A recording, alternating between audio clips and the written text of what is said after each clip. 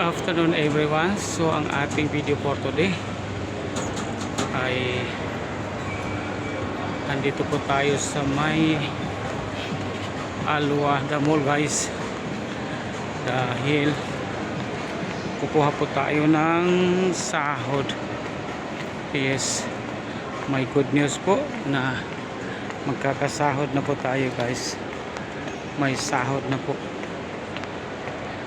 So may message na may sahod na po tayo. Kaya ngayon po ay nandito ako ngayon sa may Alwada Mall para po mag-withdraw ng napakaliit nating sahod na bilang OFW. So ayan, buhay abroad. Ang buhay abroad po, pagka nakuha ang sahod, ilang segundo lang po ang panatili ng ating sahod sa ating kamay, dahil magpapadala naman po tayo sa ating family. At saka ang dami natin responsibilidad sa buhay. So kasama na doon yung siyempre ibabawas po natin ang ating pagkain,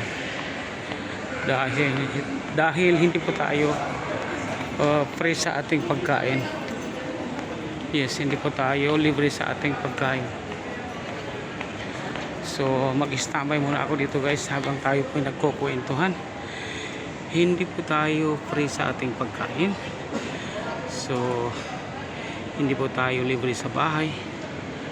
So kailangan natin intindihin yun, dahil pag hindi natin inintindi ang lahat ng mga bagay na yun, katulad ng bayad sa bahay, bayad sa kuryente, bayad sa tubig, so palalayasin tayo ng may-ari ng bahay.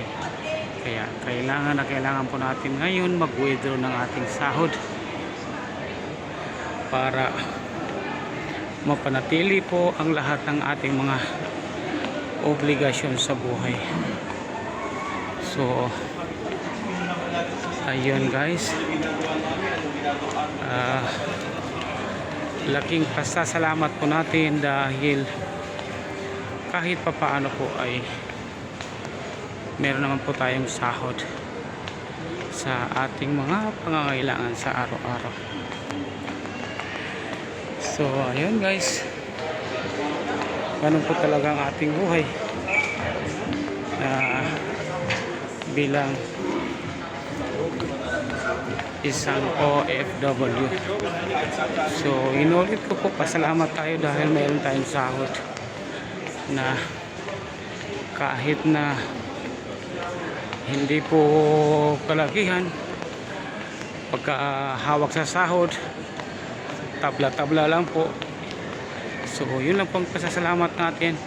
Kakaraos po tayo sa pang-araw-araw natin na pangangailangan. So kasama na doon yung ating family. So yun lang po guys. Thank you so much. So pag nagustuhan yung ating video sa ngayon, i-comment, like and share, subscribe.